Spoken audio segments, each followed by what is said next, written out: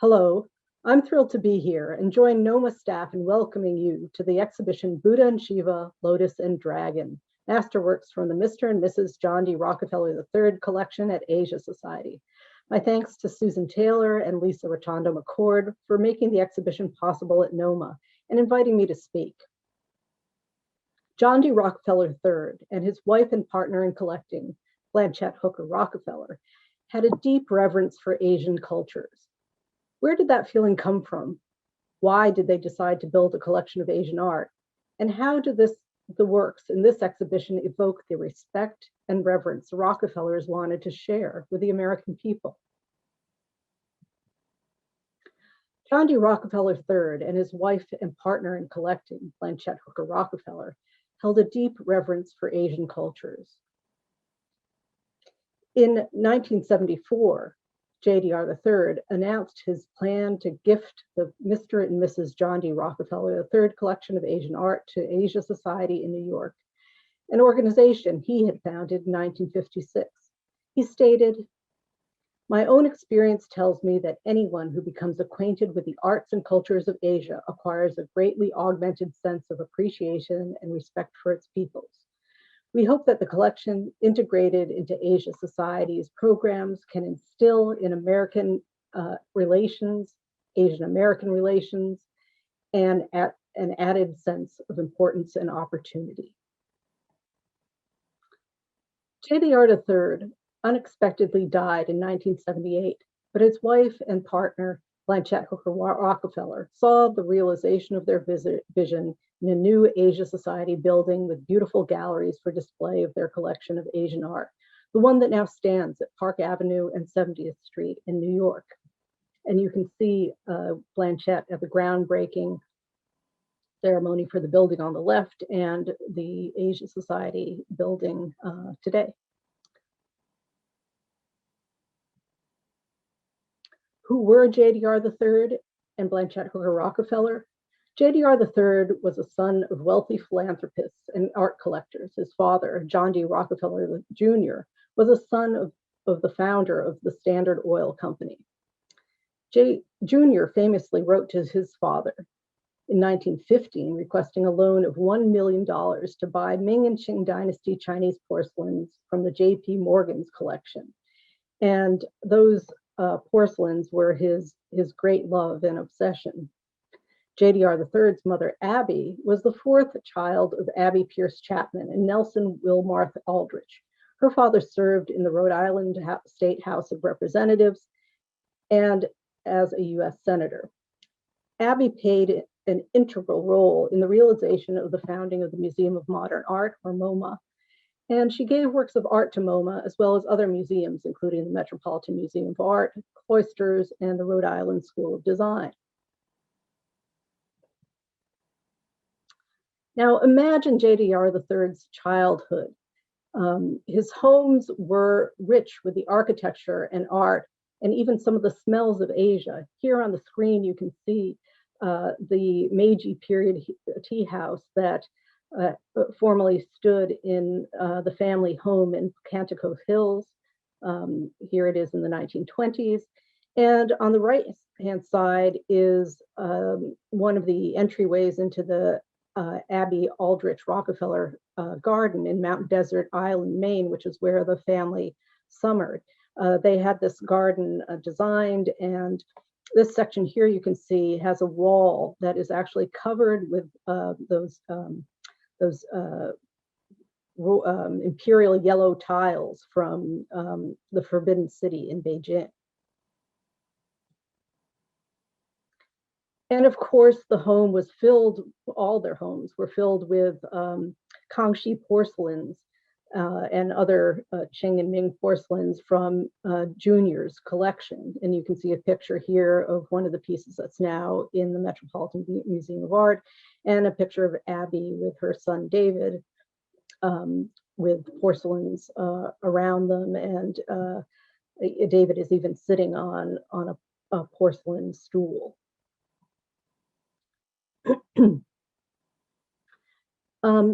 Abby had completely different tastes, and she was very interested in religious art from the East, and then had a number of Buddha rooms in the family homes, which were her own spaces, and but that she also shared with the family.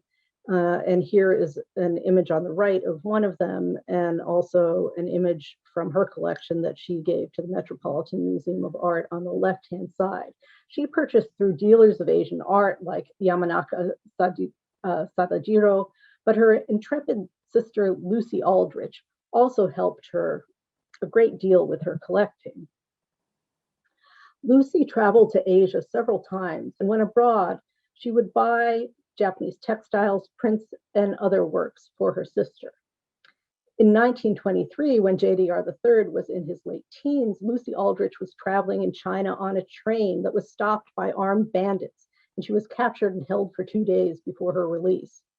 This photo shows her in India with JDR's sister Babs, 3 years earlier, prior to that kidnapping. Of course, Lucy was perfectly fine after the kidnapping. She was a strong woman. Blanchette Hooker Rockefeller was born as Blanchette Ferry Hooker in New York City. She was the daughter of affluent people, Blanchette Ferry and Elon Huntington Hooker. Her mother's family owned the Ferry Morse Seed Company in Detroit, and her father was president of the Hooker Electrochemical Company. She developed into a woman who believed deeply in service and was also a great collector and generous donor of modern art. Like her mother-in-law, she was very involved with MoMA. Beginning in 1953, she also served on the New York State Council of the Arts, the National Council of Humanities, and was chairman of the Asian Arts Council. JDR III graduated from Princeton and Blanchette from Vassar, and the couple married in 1932. Now, why did they collect Asian art? As we've seen, JDR III's upbringing gave him a familiarity with Asian art, but it was his own travels and experiences in Asia and with Asians that informed his decisions to seriously collect Asian art himself. After graduating from college in 1929, he left for a trip around the world. Between July and December of that year, he made his first trip to Asia. He kept a daily diary throughout his adult life, and it captures his fascination with what he encountered on that trip.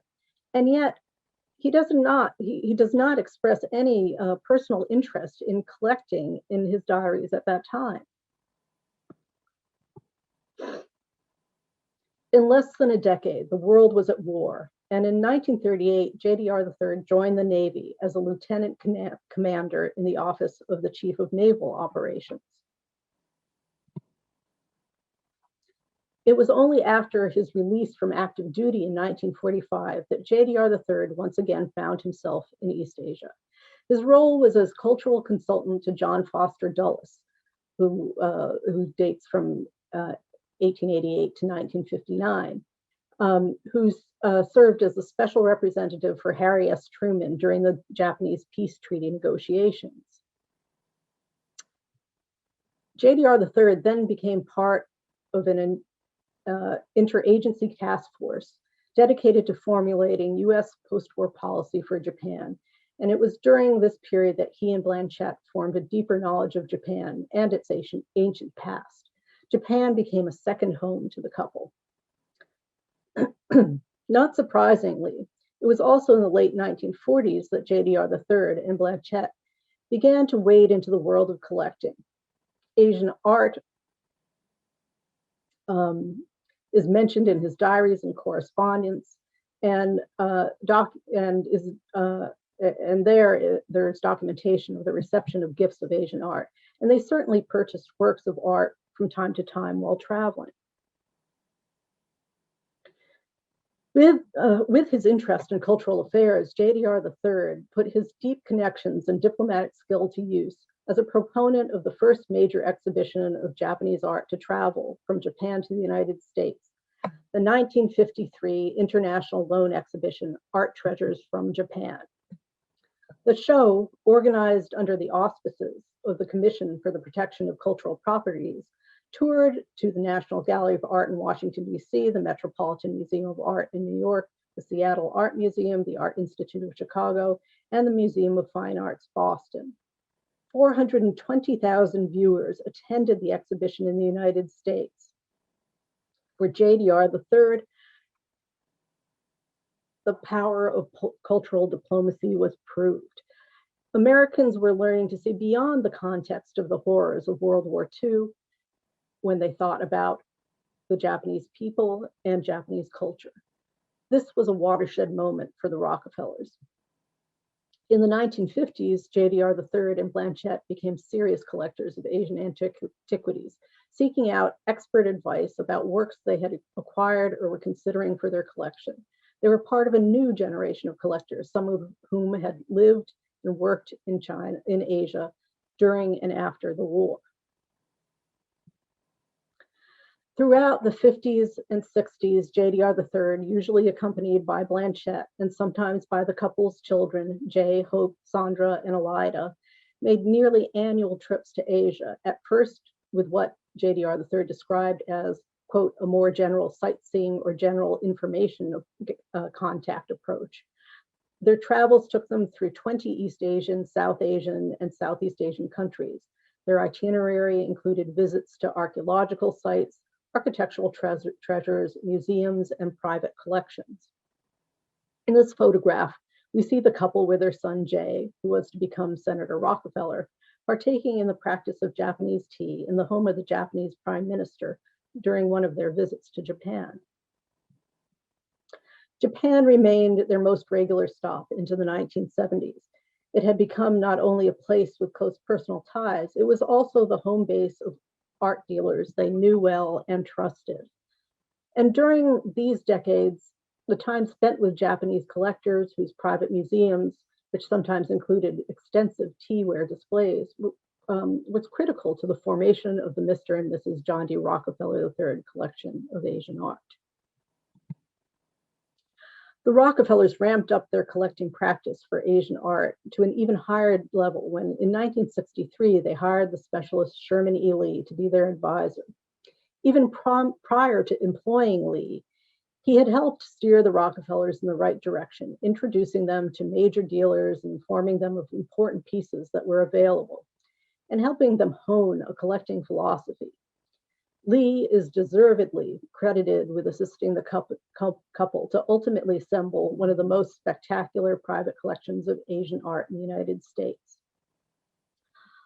Together, they used a system of ranking collection objects from A to D, and as they worked together, they honed the collection to make it stronger and stronger. A little bit about Lee now. Like JDR III, he had also held a position in post-war Japan, where he remained from 1946 to 1948. Lee had the good fortune to have been sent to work for the Arts Monuments Department of the Supreme Commander Allied Forces in the Pacific. In this capacity, he helped to inventory major Japanese art collections throughout the country. Lee had formed relationships in Japan with a number of influential Japanese art historians, and these experiences refined the formal art historical and connoisseurship skills he had gained in the United States up to that point. The results of his education in these seminal years for his career are evident in the first edition of his 1964 A History of Far Eastern Art. And of course, for example, in the collections of the Seattle Art Museum, where he served as assistant director and curator of Asian art from 1948 to 52, and the Cleveland Museum of Art, where he served as curator beginning in 1952, and then director from 1958 to 1983. How could Lee be director at Cleveland Museum with a commitment to the Asian collections there and also be an advisor to the Rockefellers? Well, Lee and JDR III formed an agreement that they would flip a coin to see who would get a piece that both saw and wanted at the same time. Fortunately, the coin toss was not often necessary, and sometimes, like in the case of this bronze in the form of a ritual food vessel called a gwei, there were two of the of the same thing that came up for auction at the same time. So today, one of these pieces, the one you see on the screen here and also in the exhibition, is at Asia Society. And the other is in the collection of the Cleveland Museum of Art. Both are believed to have been unearthed at Linzi, the capital of the state of Qi, from the middle of the 9th century to the first quarter of the 3rd century BCE. During the Zhou period, bronzes like this Gui were items of wealth and power. The wave-like patterns cover the body, base, and lid. The impressive crest at the top of the lid becomes a stand for the bowl-shaped lid when it is removed. The dragon handles are excellent examples of the sculptural decorative qualities found in fabulous Eastern Zhou period bronze vessels. This lovely porcelain pillow is of a type called arita ware. Sherman Lee was especially fond of arita ware, and actually the first time he went to Japan, which was on a naval ship in 1945, he rushed off to visit the arita kilns when his ship docked at a nearby port. Arita, located in Saga Prefecture, Gizen province on the southern Japanese island of Kyushu, established itself as the most important center for porcelain production in the world during the 17th century, when China withdrew from its active role in international porcelain export. The drum-shaped pillow is of a type of porcelain manufactured for Japanese use. It's decorated in overglazed enamels with a restrained pattern of white cherry blossoms against bold red color typical of the so-called Imari style. Neck pillows like this one were helpful for those who wanted to maintain their elaborate hairstyles while resting and sleeping. Other arita wares in the collection of Mr. and Mrs. John D. Rockefeller III include this stately bowl.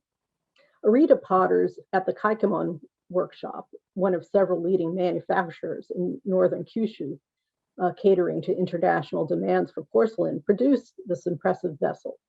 It was formerly in the collection of Augustus the Strong, the Elector of Saxony and King of Poland, who reigned from 1694 to 1733.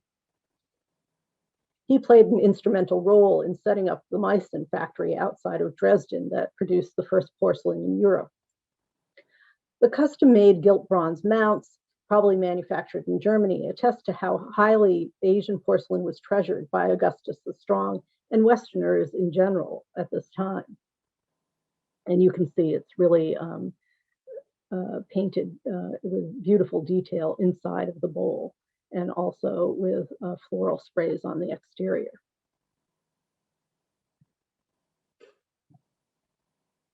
This plate is of a type called Nabeshima ware. The term refers to plates, bowls, and dishes made from porcelain at the Arita kilns that were operated directly by the Nabeshima clan, the ruler of the Saga domain, between the 1640s and 1871.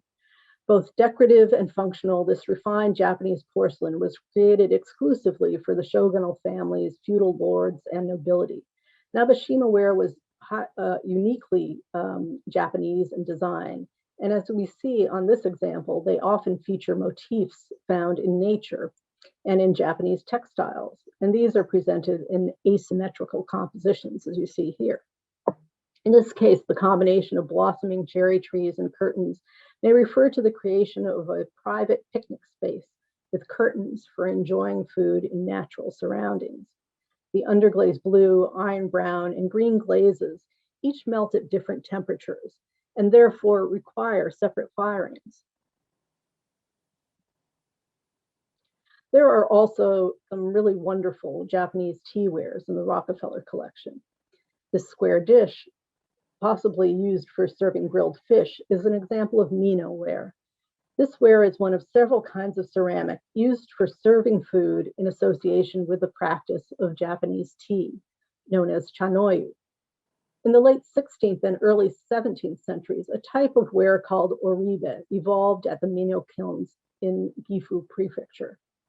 One style of tea practice developed by Furuta Oribe, who lived from 1544 to 1615, favored an expressive and individualistic style of tea. This square dish is associated with Furuta Oribe and his aesthetic because of the distorted shape and bold decorations that we see here, which were very much in tandem with the tea master's were very much in tandem with the tea master's taste. Note the solid and patterned circles, vertical lines, and those abstract bamboo shoots that you see there pointing at us. Ivory slip and iron brown pigment under a transparent glaze, as well as bright copper green glaze, help to enliven this pattern. This elegant tea leaf storage jar is one of the objects in the Rockefeller collection that JDR III had to go to extra lengths to purchase. The Rockefellers acquired the piece from a Japanese dealer in 1973, but first the exportation of the piece required special permission from the Japanese Agency for Cultural Affairs because it had been accessioned as an important cultural property, which meant it was designated as a work not to be exported from Japan.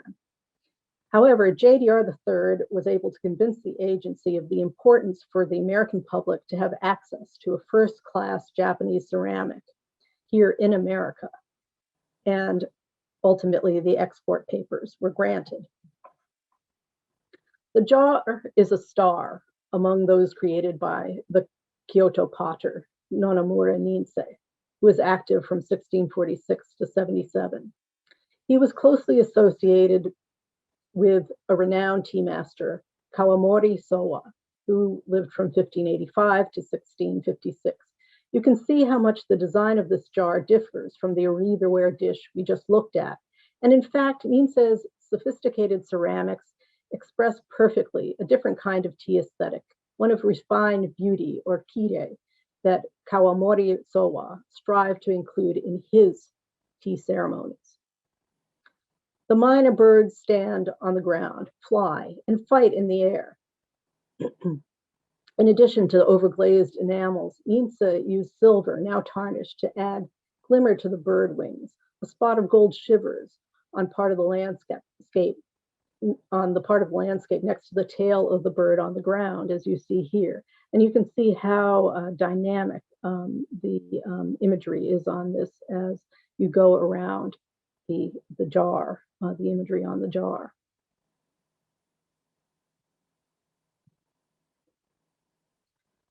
Ogata Kenzan, the maker of this bowl, was mentored by Nonamura Ninsei. Like Ninsei, Ogata Kenzan worked in Kyoto. Both Nonamura Ninsei and Kenzan were the first Japanese potters to sign their work.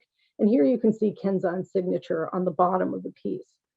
The potter used stylized decorative patterns of green bamboo, bands of white mist, and flying geese in gold to embellish the bowl.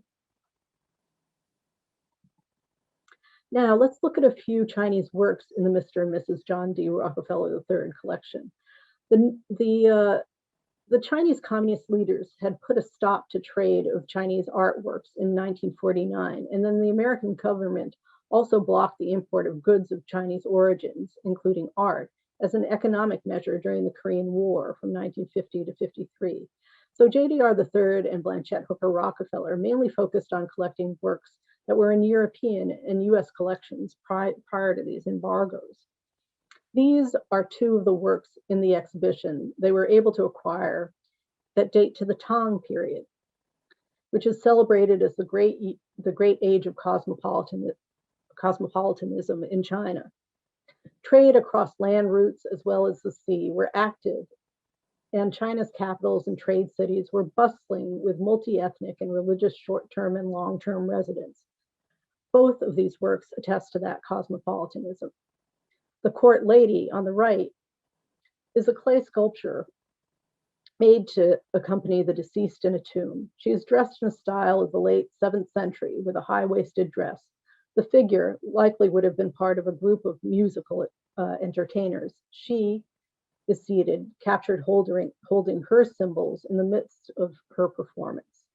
Her clothes are decorated with butterscotch and cream colors that are so frequently found in so-called sansai, or three-color ware ceramics. The generous use of cobalt blue, as you see in the glaze, identifies the work as particularly luxurious and from a tomb of a member of the elite. The blue could only result from cobalt that at this time was imported from Iran and thus was incredibly expensive to produce. And this is also for the period a especially dynamic and lively figure. On the left-hand side is a silver stem cup that also points to the flourishing mercantile and cultural exchange between China and Central Asian and Sasanian period Iran. Such silver works are relatively rare. Sherman Lee had the good fortune to study similar works when he was in Japan surveying art from the Imperial Storehouse as part of his job with the Arts and Monuments Department of the Supreme Commander Allied Forces in the Pacific. Such wares were valuable goods used in diplomatic exchange, high-level entertaining by wealthy elites, and sometimes were important donations to Buddhist temples. You can see that intricate designs of flowers and birds cover the exterior of this elegant stem cup.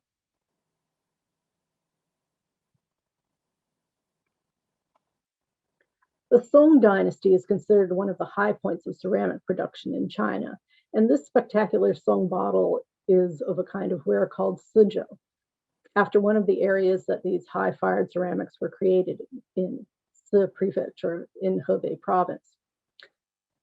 The peony flowers and leaves appear in black and white, and in black against white, in fact, and this is the most common Suzhou ware color palette. The decoration is the result of the sgraffito technique. First, the body of the vessel, which is a light gray, was covered with a white slip, and then the white was coated with a black slip. A potter then incised and shaved the pattern into the black slip, exposing areas of the white slip underneath. A whitish transparent glaze covers the beautiful design. And this is one of the most spectacular pieces of Suzhou ware extant today.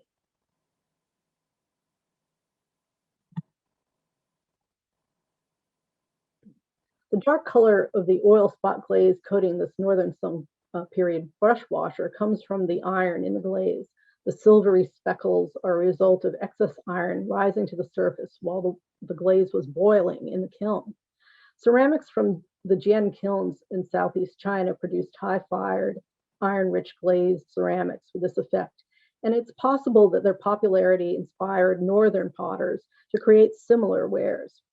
In the north, the potters added iron-rich slip beneath the glaze, which provided the more secure oil spots outcome that you see here on this bowl. And this is a substantial a bowl and just really spectacular in its patterning.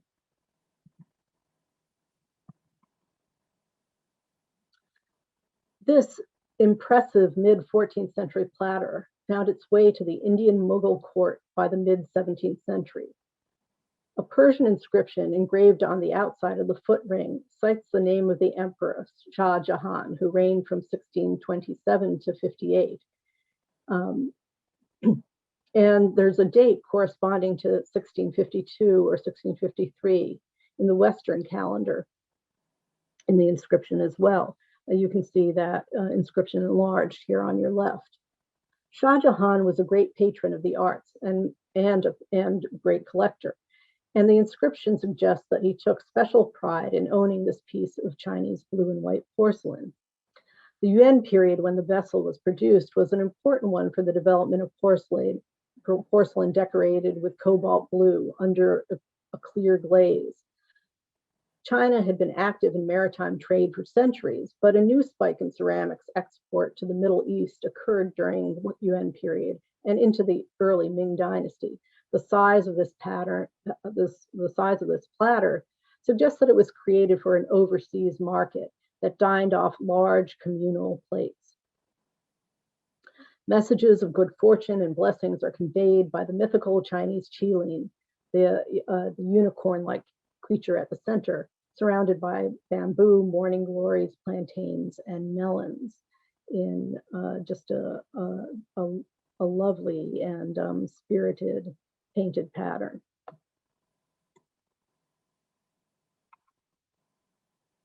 Chinese dragons are powerful but benign creatures that have long been associated with the emperor in China.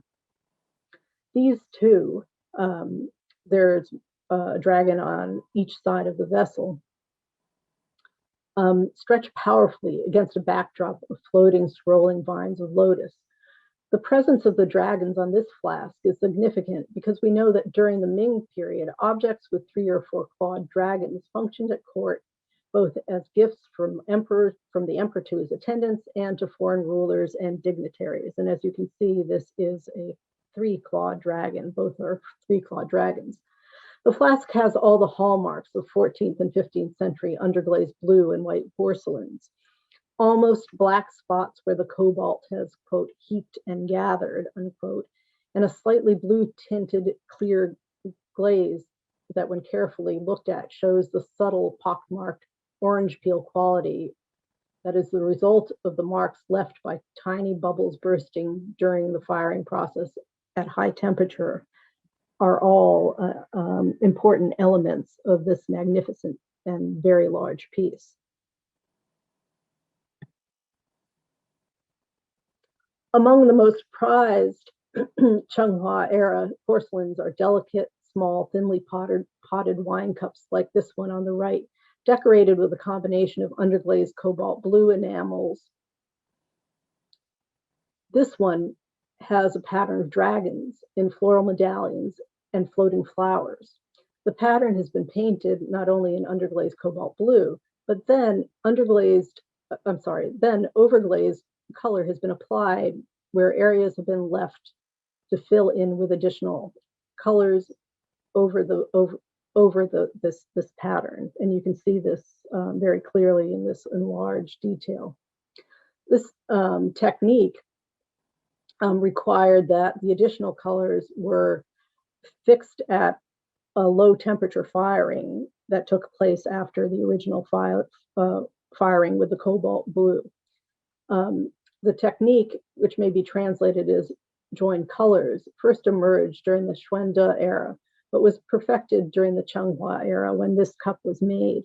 And the Changhua era, the porcelain, the finest porcelain of the Ming Dynasty was produced during this time. And the material and the thickness of the porcelain is so fine that when you hold this cup up to the light, you can see the pattern through the walls of the porcelain.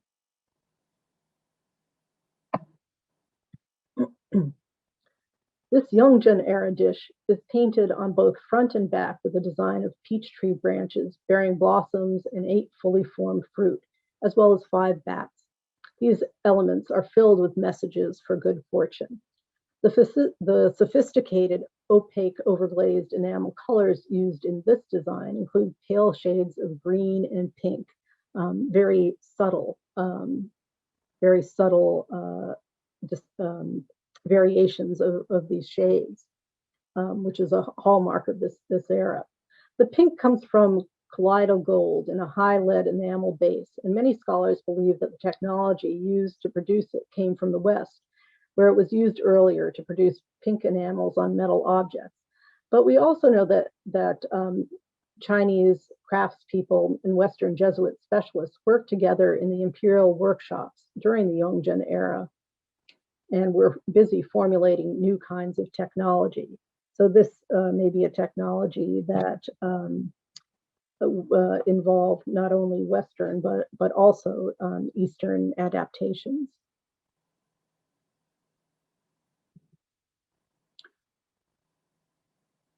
I'm now going to show you a couple of the fabulous Korean works in the collection. This elegant foliate bowl and saucer set sports the coveted kingfisher blue glaze for which Goryeo ceramics have been prized for centuries.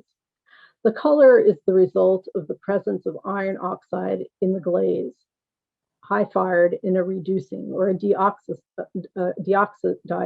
environment in the kiln.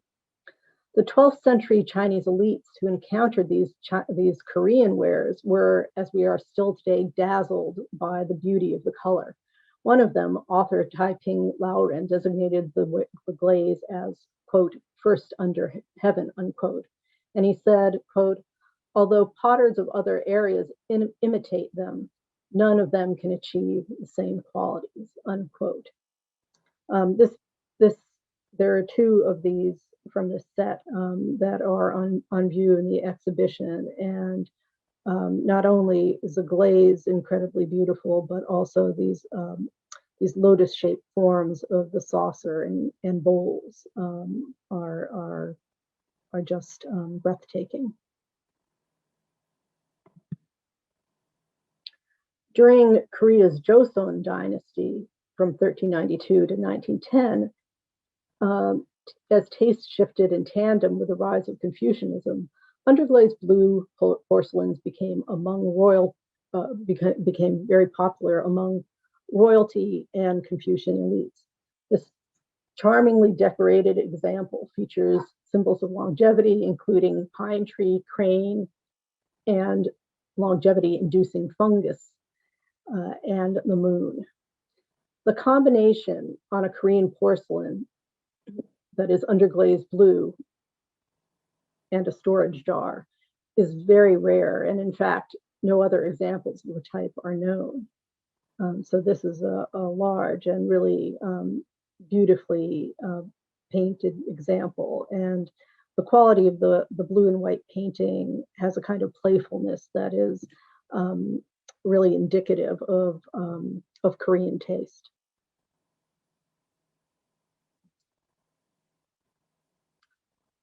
Let's move on now to some South and Southeast Asian works. The development of South and Southeast Asian art collecting in America bears a direct relationship to the awareness of these parts of Asia resulting from the US involvement in World War II and to the international conflicts and tensions that followed in the regions. JDR III and Blanchette's collecting of South and Southeast Asian art and of the Himalayas also coincided with an increased attention to the art of these regions by European and American dealers and private collectors in the 1960s. JDR III's focus on collecting and promoting of the art of these areas, as well as his involvement in helping to solve their profound problems related to population growth and agricultural development in the early 1950s and 60s. And also very much grew out of his concerns about the Cold War and his awareness that communism could pose a threat to the governments of those countries. Bronze casters created the standing East Indian Buddha image that you're seeing here in front of you using the lost wax technique when the Gupta style of North and Northeastern India was peaking during the 6th century. The iconic Gupta period 4th to 6th century style is present in the face of the Buddha, where it can be discerned in the sensuous full lips, heavy lidded eyes, and oval face with the relatively high hairline. And this is a Buddha that includes the various distinguishing signs that most Buddha's images have, like the elongated earlobes and the bump on the top of the head known as the Ushanisha. And something that is specific to this sculpture that one does not always see or rarely sees is that the fingers appear to be webbed, which is indeed one of the signs of the Buddha. But we're not sure in this case whether the casters intentionally webbed the fingers or whether that's just the result of kind of a flaw in the casting. And yet it's actually one of my favorite features of this beautiful sculpture. Buddhism flourished in East India between the 8th and 12th century. When the artisans carved the image of the historical Buddha Shakyamuni as a universal ruler that you see here on the left. The carving shows the attention to decorative detail and beautifully proportioned and modeled figurative features for which Pala art is celebrated. Famous monasteries in Bihar, in the region where the sculpture was made, attracted monks from across Buddhist Asia who longed to study in this great center of learning. And the style had international influence. You can see there are beautiful, dense details to this carving, and they can also be seen on the one to the right-hand side, which is an image of the most popular bodhisattva, a Buddhist being who postpones enlightenment to help others on their own paths to enlightenment. This bodhisattva is called Avalokiteshvara and is the personification of universal compassion. But Avalokiteshvara is invoked to help those in need, and appears in numerous forms. The Kasarpana, or sky gliding Lokeshvara manifestation of Avalokiteshvara that this sculpture represents is youthful, has 2 arms, wears his hair high in a matted style and aesthetic. And you can see here is seated with one leg pendant.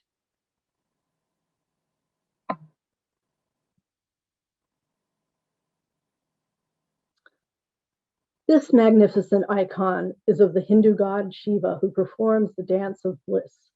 Shiva holds a drum, which symbolizes the rhythm of creation and fire, the destructive force of the universe. His open right palm signifies protection, and his left hand points to his raised foot, signifying refuge and deliverance. The demon of ignorance and illusion lies prostrate, vanquished below him. You can see he's standing on that demon.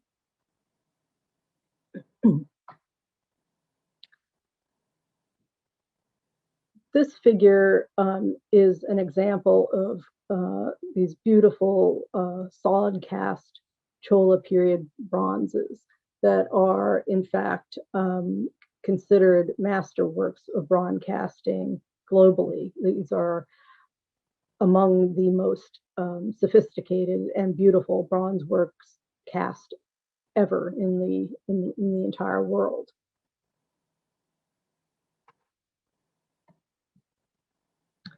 And this is another example of one that is really endearing and also one of my personal favorites. It is of Ganesha, the elephant-headed god and son of the Hindu god Shiva and his consort Uma, or Parvati. He's the deity of auspicious beginnings and is also worshipped as god of good luck and remover of obstacles. The mace in his back hand and the lasso in his back. The mace in his back right hand and the lasso in his back left symbolize his position as god of war and his ability to ensnare a devotee. He also holds a broken tusk in his front right hand. These attributes relate to his role as a door guardian who helps maintain ritual purity and protection from malevolent forces. Chubby Ganesha also has a fondness of sweets, and here he picks one up out of his left front hand with his trunk.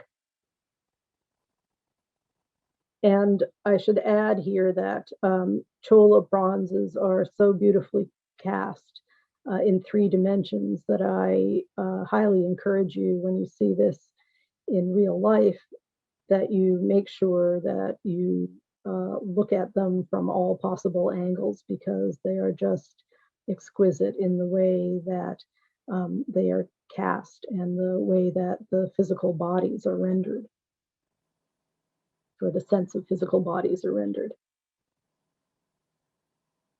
This elegant sculpture comes from Kashmir, an important crossroads between North India and parts of Central Asia, China, and Tibet.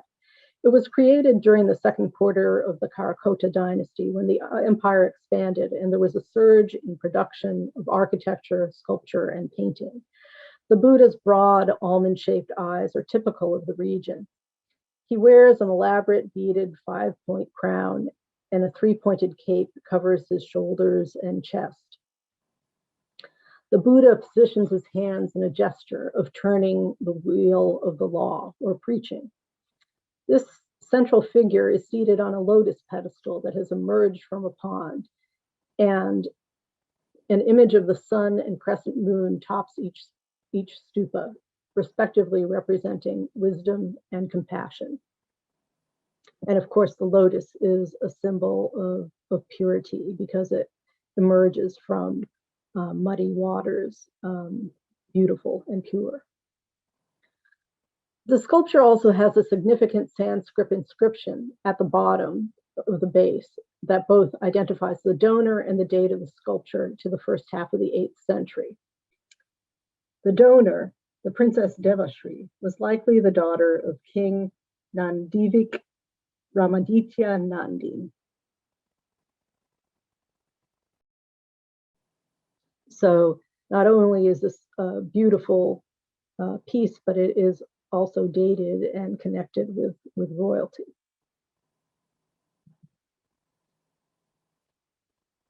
The masterful artists of Newari descent have traditionally been responsible for creating the religious art of Nepal, and this sculpture is cast with the locally mined copper they used. They then embellished it with gilding. Here we see, and this is the work on the left, here we see the late 13th or early 14th century bodhisattva of compassion grasping a lotus in his left hand and with his right hand in the gesture of charity. The impact of North India's 4th through 6th century Gupta style, which I discussed in a beautiful Indian sculpture from the collection earlier, is still present despite the centuries that have passed in the smooth torso, broad shoulders, long legs that are all revealed through the clinging cloth of the drapery on this bodhisattva. The broad face, full cheekbones, elegantly raised eyebrows above wide-set eyes, however, are clearly Nepalese. And then on the right-hand side, we have another example of a bodhisattva. More than 2 centuries before the creation of this sculpture,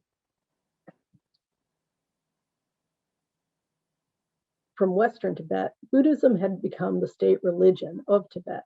The transmission of some stylistic characteristics from Kashmir are present in the sculpture, and this is not surprising because there was interaction between Tibet and Kashmir. The bodhisattva's powerful torso and exaggerated waistline relate to the Kashmiri tradition, as do the figure's broad eyes, arched eyebrows, and facial shape. The stance of the figure with his legs solidly apart and the long garland of flowers that encircles him are characteristic of images made in parts of Western Tibet.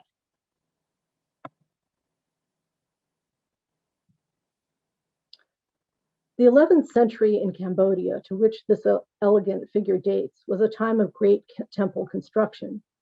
Even despite the missing head and arms, it is no wonder that the Rockefellers were drawn to the sculpture. It's a classic example of the style associated with Bafuan, the cosmic mountain-shaped Angkor period temple.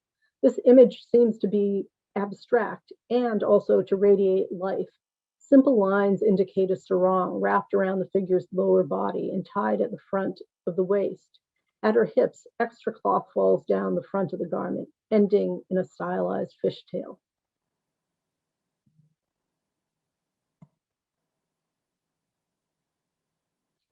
Unlike John D. Rockefeller Jr. and Abby Aldrich Rockefeller and other great American collectors of Asian art, John D. Rockefeller III and Blanchette Hooker Rockefeller were motivated by goals that extended beyond a special attention to particular artworks and a desire for status. Yes, they collected examples of Asian art that, quote, stirred and lifted them, unquote. But more importantly, they hoped that the spectacular works they chose would have a direct impact on how Americans viewed and understood Asian nations and cultures. I end this talk as I began it, sharing JDR III's own words with you. Upon offering his collection to Asia Society in 1974, he described the act as, quote, a source of much pleasure and satisfaction to me, unquote, stating further, quote, I say this because of my warm feelings towards the people of Asia and their great cultures, because I believe that further developments in Asia will be an important factor in the future of our country and the rest of the world, because I believe that Asia Society has an ever-increasing opportunity as well as responsibility to contribute important to United States Asian understanding and cooperation. And I'd like to feel that having the collection at Asia Society can be a factor and a force to help in carrying out this opportunity and responsibility, unquote. Thank you.